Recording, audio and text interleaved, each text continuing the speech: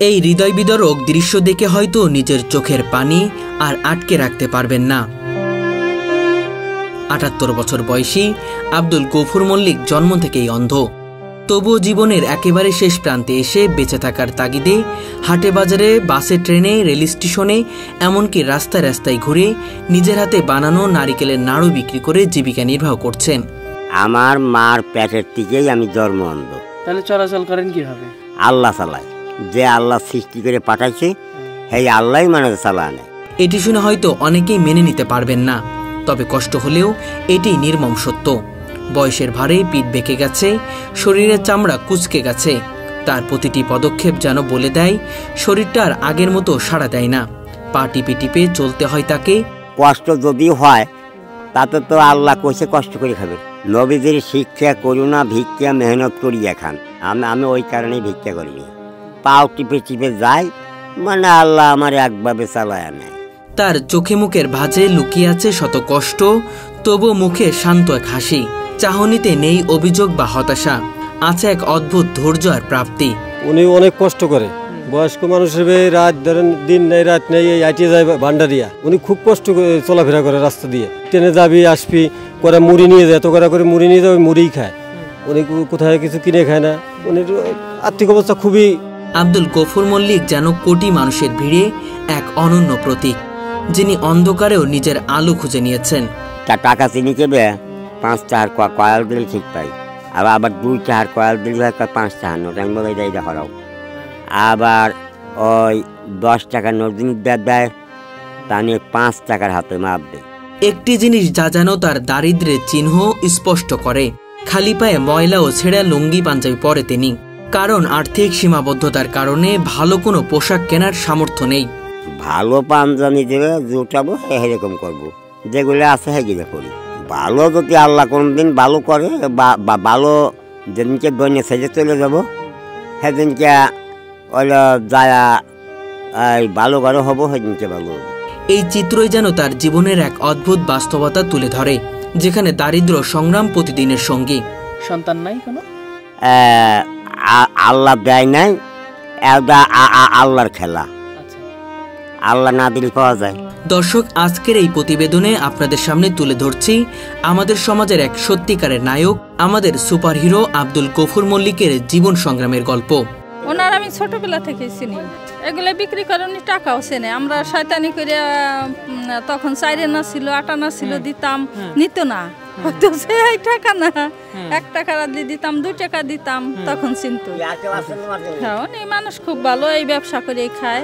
রাজবাড়ী সদর উপজেলার পাচুরিয়া ইউনিয়নের খোলাবাড়িয়া গ্রামের এই বৃদ্ধ মানুষটির জন্ম থেকেই অন্ধ, কিন্তু জীবনযুদ্ধে তিনি কখনোই হার মানেননি।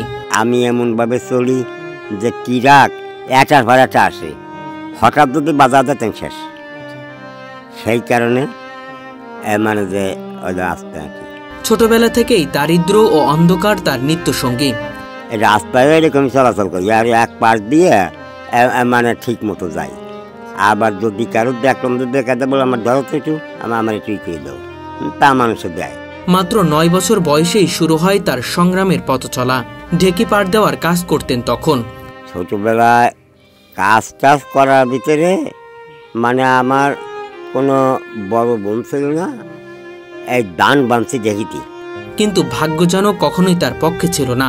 16 বছর বয়সে তার বাবা তাকে বাস স্ট্যান্ডে ভিক্ষা করতে বলেন। সেই কথায় গভীর কষ্ট পেয়েও তিনি দৃঢ় সিদ্ধান্ত নেন, ভিক্ষা নয়, নিজের হাতেই পরিশ্রম করে জীবন চালাবেন। এক সেবেলা কোরআন শরীফ পড়ে আত্মার টাকা নেই, আমার হলো আমি ছোট ব্যবসা করবো না। তাই খাবি কি বলবো, আমার খাওয়াবি আল্লাহ। মাত্র 5 শিকে পুঁজি নিয়ে কিনেছিলেন 5 প্যাকেট বিড়ি। সেই দিয়ে শুরু হয় তার প্রথম ব্যবসা। এই 5 টাকায় ছিল তার আত্মসম্মানের প্রতীক। 5 শিকে দিয়ে 5 প্যাকেট বিড়ি নিয়ে, বিড়ি ছিল 4 আনা করে, বেচতাম 5 আনা করে। তারপরে ভান্ডারিয়া বাজারে বেচতে গেছি।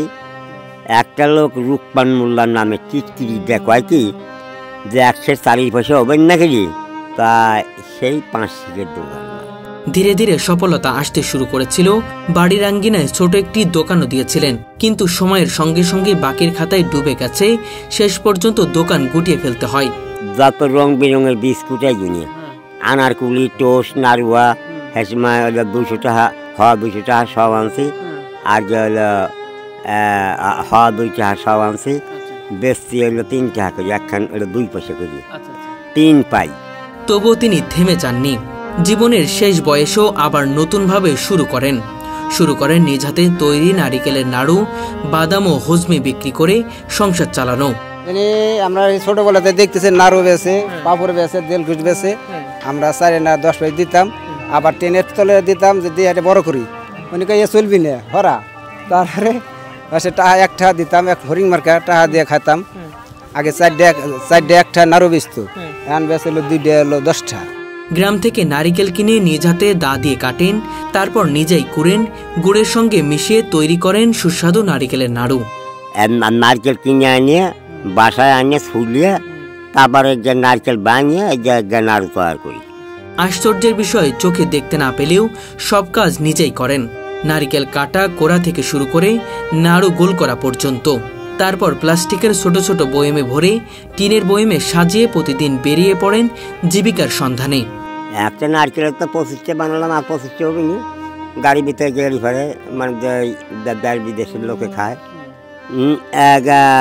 5 টাকা করে, আর যদি একজনের যে কোচে ধরে নেয় তাহলে কোচের দাম 10 টাকা, নাড়ু হইলো 25টা আছে, 100 টাকা, এই 135 টাকা।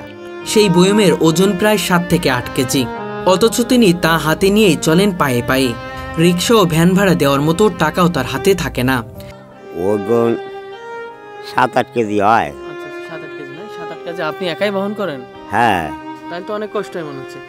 কষ্ট আল্লাহ দুনিয়াতে পাঠা দিছে, নবীরও আল্লাহ দুনিয়াতে পাঠাছে। নবী তো কষ্ট করছিল, নবী না খায়া পেটে পাথর বাঁধ দিয়ে মানুষ কত কষ্ট করছে, তাই সেই নবীর উম্মাদ হরিদ জায়গা সেরকমই চলা লাগে। তাই প্রতিদিন 2 থেকে 3 কিলোমিটার হাঁটতে হয়, কখনো বাসে, কখনো ট্রেনে, কখনো রেল স্টেশনে কিংবা বাজারে। যেখানেই যান তার মুখে একটাই ডাক, লাগবে নারিকেলের নাড়ু। কেউ কিনে নেয়, কেউ ফিরিয়ে দেয়, তবুও তার মুখে অভিমান নেই। তিনি জানান পরিশ্রমী তার পথ, আর আল্লাহর উপর ভরসায় তার শক্তি। নাড়ু বিক্রি করতে যাইল, প্রথমে বিক্রি করি ভাঙার থেকে চলে যাই হলো আপনার হেই ভাটিয়াপাড়া। ভাটিয়াপাড়াতে চলে আসি দৌলত দিয়ে, দৌলত দিলে তো আসে না আমি 5 না, আমি আড়াই নিয়ে, ওই আল্লাহ আনে।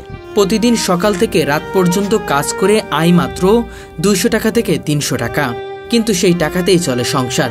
ওরে আল্লাহ জির বান্দায় আমি নবীজির উম্মাত, দিন চারিকের খেলাধুলা করিতাছি দুনিয়ায়।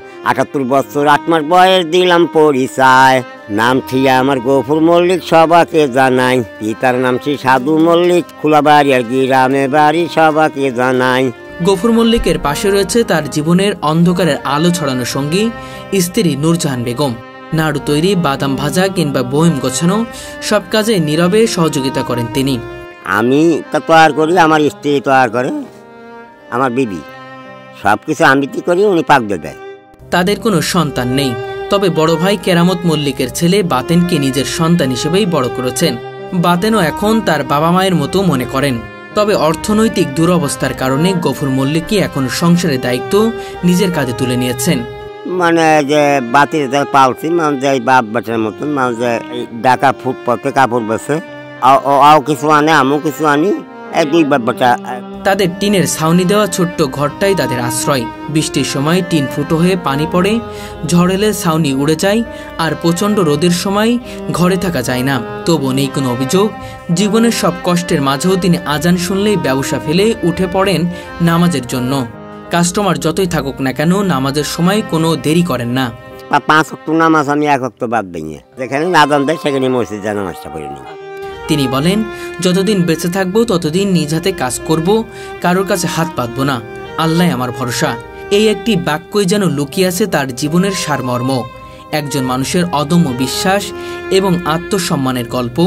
আব্দুল গফুর মল্লিক হয়তো গরিব, কিন্তু আত্মসম্মানে তিনি অত্যন্ত ধনী। পরিবার সংসার নিয়ে কি সংসারটা চলছে? আল্লাহ চালাচ্ছে। তার অন্ধচোখের পেছনে আছে এমন এক আলো, যা আমাদের শেখায় জীবনে দৃষ্টি না থাকলেও দৃষ্টিভঙ্গি থাকলে মানুষ হার মানে না। তার প্রতিটি পদক্ষেপ যেন আমাদের মনে করিয়ে দেয় জীবনের প্রতিটি সংগ্রামী এক একটি শিক্ষা। জন্ম কত সালে মনে আছে? যখন নাকি হিন্দুস্তান পাকিস্তান হয়, আমি সেই সনের জন্ম। এই বৃদ্ধ অন্ধ মানুষটি আজও প্রতিদিন টিনের বয়ম হাতে বের হন, শুধু জীবিকার জন্য নয়, মর্যাদার সন্ধানে। তার কষ্ট, তার পরিশ্রম, তার অদম্য ইচ্ছাশক্তির গল্প আমাদের হৃদয়কে চিরকাল অনুপ্রেরণার আলো ছড়াবে। আমি এখানে দোয়া চাই যে যাতে কব্বরে যাবে পারি, জান্নাতে যিনি যাই, এই হইল আমার দোয়া। আব্দুল গফুর মল্লিকের জীবন একটাই কথা বলে, অন্ধ চোখেও দেখা যায় যদি হৃদয়টা আলোর হয়। দর্শক, আমার পাশে যে বৃদ্ধ মানুষটিকে দেখতে পাচ্ছেন, এই বৃদ্ধ মানুষটির প্রতিবেদন দেখার পরে হয়তো নিজের চোখের পানি আর ধরে রাখতে পারবেন না। ৭৮ বছর ৮ মাস বয়স বৃদ্ধ গফুর আলীর। তিনি আজও জীবন জীবিকার জন্য কঠোর পরিশ্রম করে চলেছেন। বাসাতেই বানাচ্ছেন নারকেলের নাড়ু, সেগুলো নিজেই বয়মে প্যাকেজিং করছেন এবং সেগুলো নিয়ে রাস্তায় রাস্তায়, রেল স্টেশনে, বাসে বিক্রি করে যা উপার্জন হচ্ছে সেটা দিয়েই পরিবারটা চালাচ্ছে। নেই কোনো সহযোগিতা কিংবা কারো কাছে হাত পাচ্ছেন না তিনি। তার আত্মসম্মান এবং নবীর শিক্ষা করোনা ভিক্ষা, এই কথার উপরে অটুট তিনি। সেই কারণেই কঠোর পরিশ্রম করে আজও জীবন অতিবাহিত করছে। দর্শক, সেই গল্পটি আজকে আপনাদের কাছে তুলে ধরার চেষ্টা করব। 100 বার কোরআন সেই পরে গাড়ির মধ্যে হাত পাতলি, টাকার নাই অভাব। নবী করছিল কি, মানে নবীর দরবারে একটা লোক ভিক্ষা করিতে আসছিল। নবী বলেছিল যে আপনার সমর্থ কি আছে? বলে আমার গা একটা চাদর আছে। বলে চাদরটা বিক্রি করো। চাদরটা বিক্রি করে কিনে দিলে এখন কুড়ি। তা ওনারে কয়া দিল, নবীদের শিক্ষা করো না, ভিক্ষা মেহনত করিয়া খাও। তারপরে মানে কুড়াল নিয়ে কাঠ কাছে বেশি কিছু পয়সার মানুষ হইল। তারপর গিয়ে যে যাই দিন নবীর কাছে চাদরটা ফেরত দেয় নাকি। তা যা আসসালাম আলাইকুম, আসসালাম আলাইকুম আমাদের খাড়াইছে। তা কয় অনেক কি সমাচার? বলে হ্যাঁ, আমার কাঠ কাছে বেশ ভালোই কিছু পয়সা হয়েছে। বলে নবী ঠিক পাইছে, চাদর ফিরে দিই। তাই কি চাদরটা ফিরিয়ে নেবেন? বলে তা যদি দয়া করে দেন আমি ফিরিয়ে নিবে পারি। তারপরে শেষ টাইমে ওই যে টাকাটা কিনছিল ওই টাকাই চাদরটা ফেরত দিল। তা আমি সেই নবীর আইন পালন করে চলি। আমার জিনিস মানে কালো খালের দিকে এর আগে মানে কয় আমি নারকেল কিনে দেবো। আমার 5 বিঘে বাড়ি, আমার বাবার নাম সেকেন্ড, আমার নাম শহীদ। আমি এই জায়গা থাহি, আমি আমার দেশের মানুষ পারে নারকেল কিনে দেই। আমার এই কালোখালির বাজারে নিয়ে নারকেল কিনলাম হলো 400 টাকার। আর মানে যে আমার এই কোচে কাটি ছিল সব দিয়ে 100 টাকা বলছিল, 550 টাকা। মানে ওই বেটা লগা আমার উঠল ব্যানে। তা ব্যানে উঠলাম, নামবো স্টেশনে। ওই ওই ওই আমার নাম আর স্টেশন ছাড়া ওই বেটা ব্যাগটা নিয়ে কাজে ব্যাগ আমি নিয়ে দিই। আমি বললাম আমি পারবা না, ওই ব্যাগটা নিয়ে আজও দৌড় কালো দৌড়। তা ওই কালোখালির স্টেশনে গায়ে হলে বাড়ি। তা আমি হেসে দেখলাম যে আমারটা জোর নিল। ও তো ওই যে এজিদ নবীর বংশ ধ্বংস করছে, ওই এজিদের খাস কর্মচারী কাফের। ভালো মানুষই আমারটা নেয় না, কাফেরই নিছে, কাফির।